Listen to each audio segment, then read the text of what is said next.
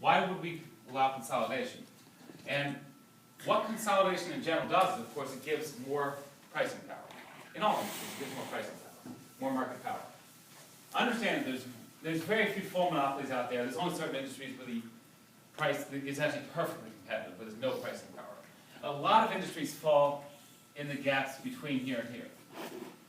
In general, the industries that are more like oligopolies, just a couple of competitors watching each other and producing, they have prices that are sort of up there, not as high as monopolies. They're not a full monopoly, only one of them. And they do have some competition. But they charge a price that's clearly well above competitive.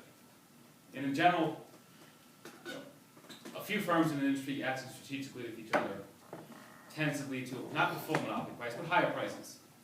More firms competing with each other gets you closer to the sort of perfectly competitive price. And so much of life is actually in between these two. Some industries are closer more like this, some are down here closer to this. And so, why would you ever let these consolidations go if you were in the interest of sort of moving toward the perfectly competitive model? And there is sort of a logic that sort of the economists of the Justice Department have, who sort of have an ear for it. And their view is that, and the question they ask themselves,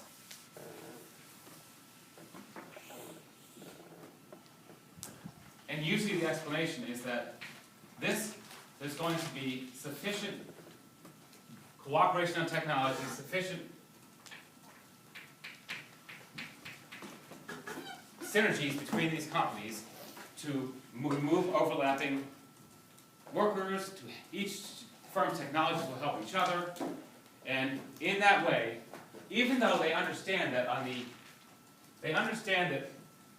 the pricing side of things, you've moved the firm from, because what you've done, I'll put it together now, what you've done is you've enabled them, in simple terms, to not charge the competitive price, but to charge closer to the monopoly price. It's never the full one. Most industries are not theoretically perfectly competitive. They're a little above there. By allowing increased consolidation, you're giving them more market power, which is going to bump up their ability to charge a price more like here. What you're hoping, and the reason, theoretically, when economists sort of like give an okay to a merger, it's because they believe that the cost structure is going to be driven down sufficiently that the new price, even if it's fully a monopoly, is going to be lower than the price would have been with two firms separately. The justification is the cost structure is coming down more than the market power is going up.